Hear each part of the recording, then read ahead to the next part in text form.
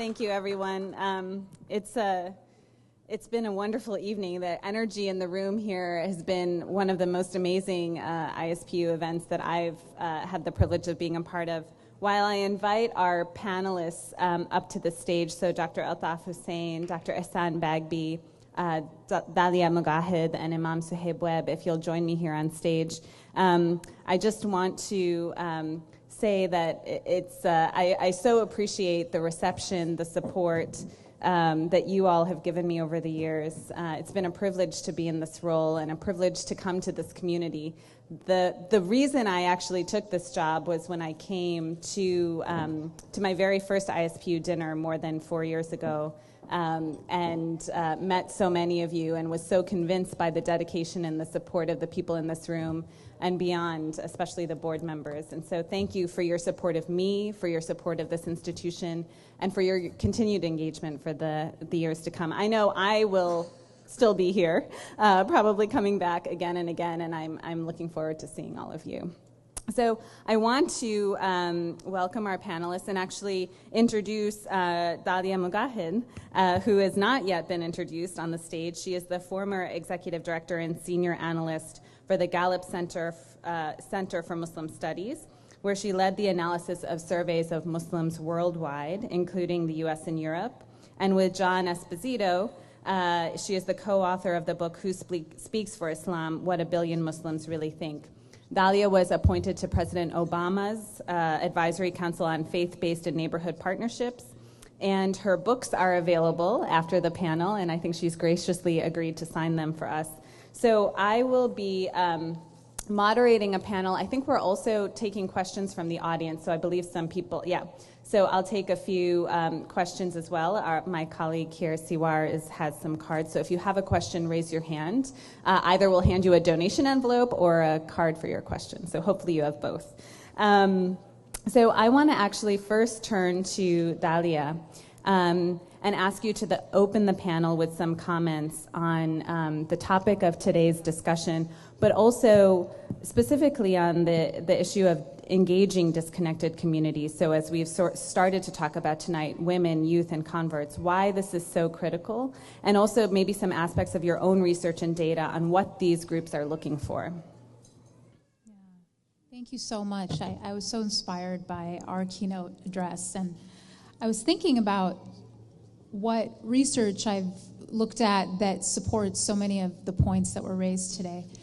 I think one of the main issues in both what Hind was talking about, what Imam Suhaib Webb was discussing, is that we've really built our communities on a number of false assumptions in many cases. So when it comes to women, one of the key assumptions that not only do we go in believing, but we actually build buildings around this assumption, is that women simply attend the masjid less than men.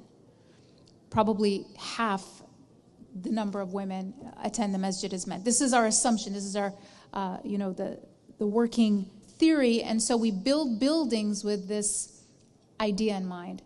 And we can understand this idea because that is actually the case in many, many, many majority Muslim countries. So according to Gallup's research, we've asked people around the world how often they attend a religious service. And what we have seen consistently throughout Muslim majority societies is that in most countries, the number of women who say they have attended a religious service in the last week is less than half of men.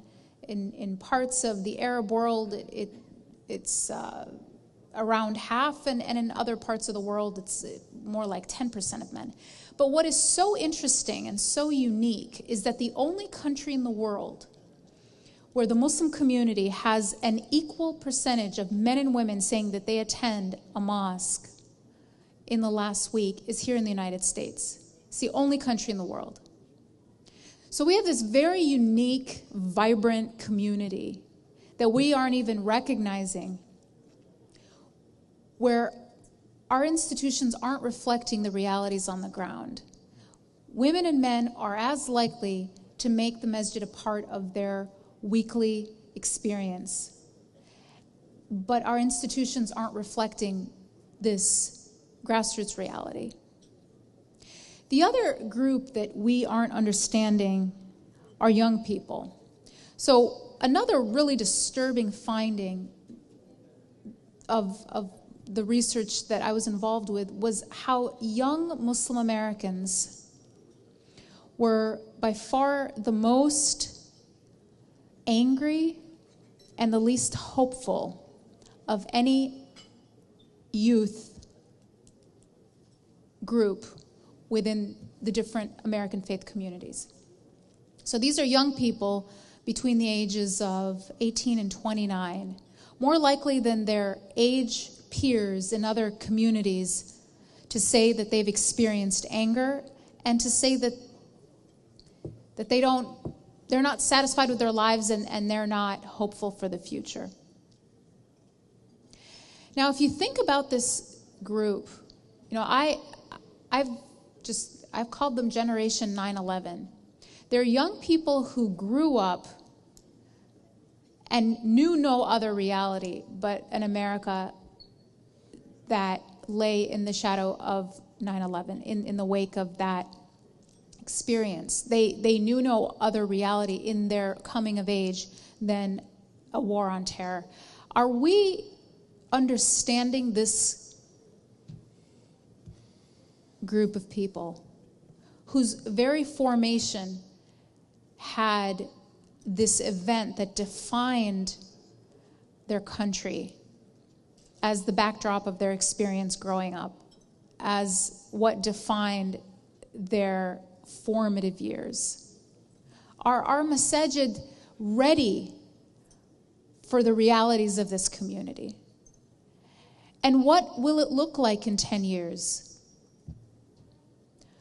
if we don't deal with these very real, raw wounds that are developing and that have developed over the past 12 years? And then finally, I just want to give us something to work with, because there's also really interesting research that correlates being engaged in one's masjid. So we're talking about the unmosqued, but what about the mosqued? What about the people who do make their religious institution a part of their lives? Are they better off? Should we want people to be mosqued? And the answer is yeah, they actually are better off. They are, and this is empirical research, they are less likely to experience sadness, less likely to experience anger, more likely to participate civically, to volunteer, to vote in their community. And interestingly, more likely to be open to people of other faiths. So there's very strong evidence to suggest that even though our masajid have room to grow, as do institutions around our country, there is good in bringing people into a community. There is real benefit in creating a more inclusive Muslim American reality. Thanks. Thank you.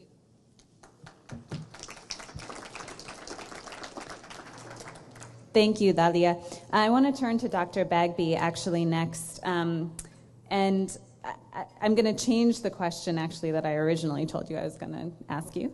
But I want to ask you, are we expecting too much of our institutions? I mean, it seems as though, Dalia made a great point that in many Muslim majority countries, these places, mosques, are places of worship.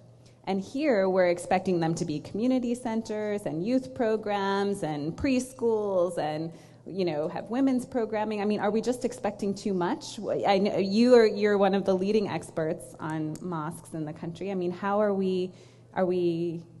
do they have the capacity to do all of these things? Bismillah ar-Rahim. To me, the easy answer is no, that for mosques to function in America, they need to be more than simply a place where people come to make sajda and then go home and then that's it. We have to be a community. Too many of, in fact, I did a study of a masjid here in Detroit that I just knew was, so kind of activist, and I was really surprised that half of the people that attended the masjid, Salat al-Juma, said that they perceived the masjid as simply a place to pray. And I thought there was a problem. Maybe the question was a problem. And so I did a study, and I'm doing a study of 5 masjids, and I did a study of my own masjid in Lexington, Kentucky. Again, a very activist, forward-looking, women-friendly masjid.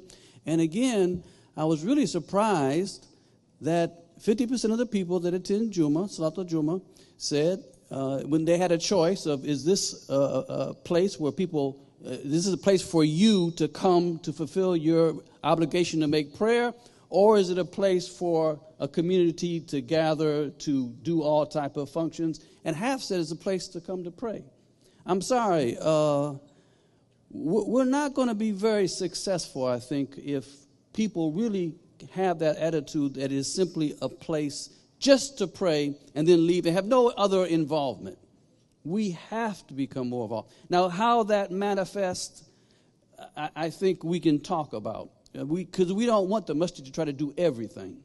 But is the masjid the very foundation of this faith community? Yes. And it has to remain that way for us to be healthy. Let me just add, since I have the mic, you can cut it off, but, we held just 2 weeks ago at ISNA a National Masjid Forum, and out of that we formed what's called a Masjid Development Network of all the people who, masjid leaders and people who are interested in masajid. It's not tied to ISNA. It's a group of people who are trying to, help develop masjids. And, the priority that they gave was developing a vision of the prophetic masjid. Imam Suhaib, of course, gave wonderful points, and there were points that actually I heard echoed in that session. See, our problem to a certain extent is that we don't have a clear consensus of what is the ideal we're aiming at, and that ideal is the prophetic masjid, but also that we don't have a clear consensus among all of us, and we don't have kind of the authentic scholarship that argues these points. And really, we need our ulama, our fuqaha of America to start standing up and together start,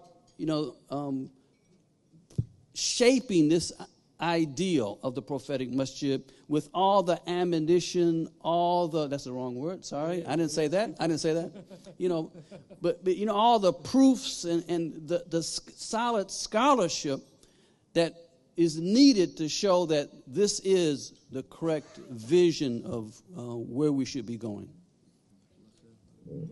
I'm going to turn next to Altaf, who, despite in addition to his amazing fundraising capabilities, is also an ISPU scholar and professor at Howard University, and focuses a lot on youth issues, both, of course, since his MSA days and now as a scholar. So we actually have gotten a number of questions about youth. I'll try and pose them, and then I'll also give you the cards. But one is, how do we re-engage young people? Do you suggest creating separate centers or accommodate them within the mosque? So I think Dr. Bagby would say no, don't create separate centers. So what's your opinion on that? And also, how important are Islamic schools in bringing people and keeping them in the masjid? So Bismillah ar-Rahman ar-Rahim. So one of the things that you have the advantage of now is that as the community is evolving, newer masajids are being developed, and sometimes you have the blessing of Allah that they call you and they say, we have this idea, we're going to buy this land, and here is something we're thinking of doing. So my response to the first thing is, build a youth center in which you can pray, as opposed to building a masjid and then trying to attract the youth to come. Build the youth center, make it a phenomenal place for women, and that's young men and young women friendly, if you will. And I wrote an essay on this, by the way, in like 1999, on is your masjid Muslim friendly? And people looked at me like I was a crazy person. I was literally saying that, literally asking about these demographics. So one is build a youth center, and then inshallah ta'ala pray in that. The second thing is, the big thing we're facing now is that we're still looking at our children as if there's some have a dual identity. And I think we should stop that narrative and start raising them as Americans. Just literally as Americans, and just stop with this whole business of if they misbehave, they're like, you're behaving like an American. Like, what does that mean to a child who's born and raised in America? They're like, Mom and Dad, you're clueless because, as Dr. Suleiman Yang says, you're driving with a map of like Egypt or India or wherever in the middle of America. So we need to stop doing that. And the school, the second question you asked, is the best place to start with that. The school has to shape, whether it's the public school, we can work with them on social studies curricula, or the Islamic schools, to start to tell our children, your ethnic identity may be whatever, but you're being raised as an American. And it's critical for you to take ownership of your fate in this country. You have to become a civic, a responsible person and start doing something about it. And believe me, the creativity of these American-born children, as much as we get frustrated with them, I'm telling you, is unparalleled in the rest of the world. Show me one other child who's growing up in America and compare them with any. You're not even happy with yourself, man. Give yourself a hand. I'm not fundraising. Right? Clap. Like you really love these kids. I was at a camp. I was telling the story of the Prophet ﷺ and the masjid, and the Bedouin came, and I was emotional about this, and he urinated in the masjid. And what did the Prophet do? What did the companions wanted to do? And the people said the companions wanted to hurt the guy. And then the one little kid goes, well, the Prophet said, let him be. I said, why? Why? I was very emotional. And he said, because if they tried to mess with him, he would go everywhere. Yeah, hikmah. I mean, this is wisdom. He's saying that you're amazed, you're angry about this incident, but he's doing damage in a particular direction. Now you mess up with your emotions, he's going to make it all over the place. What did the Prophet ﷺ say? Bring me water, clean it up, and let's move on. These are the kids that we're raising. That's why I have hope, inshallah ta'ala, that when they do replace us in the first rows of our masajids and the youth centers, they will be the ones the rest of the world will look to say, if you have a problem, a socially complex issue, go to the Muslims of America. They will help you because they understand the religion, devoid of all the cultural baggage and all the other baggage that we brought. Jazakumullah khair for that part of the talk. I did not think that we would hear that on the podium today. So I'm going to actually start with Imam Suhaib, but actually ask you all to respond to this question because people want solutions. And so this is actually what the ISPU study that we're raising the money tonight here for is all about, is looking at our country, finding the best practices, the best solutions to these issues, documenting them, and having them in an accessible way for all of our communities to then look at, study, and replicate. So I want to start with Imam Suhaib because as we've talked before, you have been particularly successful in attracting and engaging converts in your community. Why do you think you've been successful? How has that worked? And then I'm going to actually ask Dalia, Altaf, and Ihsan to give us some examples that you've seen in your work or ideas that you have on how we can engage these communities and what you see working. Please. Thank you. Also, I wasn't able to mention how lucky you are to have Farhan Latif. I just wanted to mention he's a good friend of mine. He's also a very good dresser, mashallah. And I just wanted to hope that you appreciate what you have. If not, we're going to steal him, bring him back to Boston, maybe tonight or tomorrow. And his beautiful wife. May Allah bless their child, inshallah. 70 days away, inshallah. Inshallah. So first of all, we thank Allah subhanahu wa ta'ala for guiding people to our faith. It's by His blessing. And then secondly, we, as a convert, as someone that converted to Islam, we gave people the room to negotiate their faith and their identity. And we did that by, number one, creating programs that they thought of, and number two, allowing them to lead those programs. Not allowing, but I'm using that, of course, in the most proper way. So there's a convert-led initiative within the community that understands the cultural dynamics as well as the needs of converts. And that seems to have been the best way to do it. So, for example, they wanted to have a Mother's Day celebration in the masjid. There was we have a cafe in the mosque. I think also that's something that's not talked about. There's a cafe in the mosque that operates that has like lattes and everything. And they brought their non-Muslim mothers to the masjid, and they were saying, this is a way for me to present Islam in a non-theological way. There's not, a sudden standoff at home. It's like, this is Mother's Day. And so the institution raised money. We bought flowers and bouquets.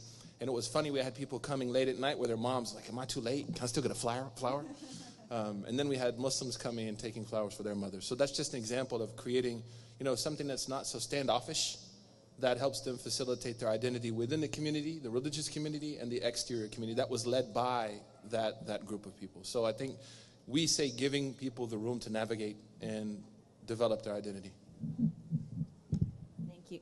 Thank you. So I'll give each of our other panelists just about a minute to give your idea. And it's all going to be documented in ISPU study, so even you're just getting a taste here tonight. Okay. Well, I'm just going to talk about two things that I think I've seen work and should be replicated. One is mentoring. I think what happens in a lot of cases is people come into our community, whether they're converts or they're young people, and they're lost because there's sort of this dilution of responsibility. No one is looking out for them. No one's calling them. What I've seen work is when there's an actual structured mentoring program. And then it's even better when those mentors are actually trained in a curriculum that caters to the needs of young people or of someone who is new in their experience with Islam. The second thing, I think this is just a key principle generally when it comes to making people feel included that I've seen work, is that the goal not be that they feel included. So the goal should be to create something else, to feed the hungry or build a masjid garden or do something constructive that people are brought in because of what they can contribute. And it's through working for a common goal that people then feel like a cohesive group. But the things we need to do less and less of are unity dinners. I remember unity dinners growing up. They just never worked. Everyone sat in their table with people who spoke their language at the unity dinner, and then we left. What does work is when we're trying to organize something and we come together with a common goal. If you think about it, it's just a really simple example. When birds are eating, they're really unorganized, right? They aren't united. But when they're flying somewhere, when they're going toward a common goal, then they suddenly are amazingly cohesive. And I think it's just exactly the same with us, with people. We don't have everything in common when it comes to our social norms, our cultural norms. I remember in the masjid that I attended in Pittsburgh, it was a very diverse masjid, but we all socialized very differently. We like different foods. We like to do different things on Eid. But we got together when it was time to work on something together.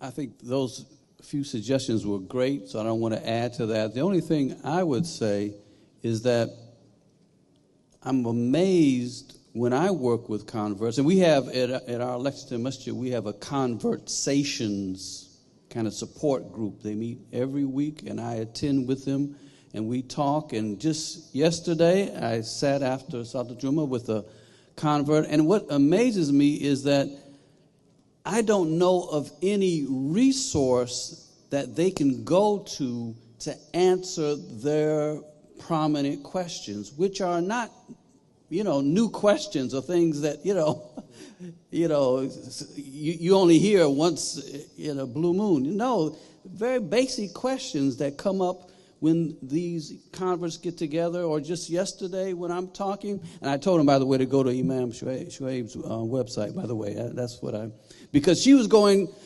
all over the internet looking at all type of things, and it scared me. My goodness, because what might she pick up.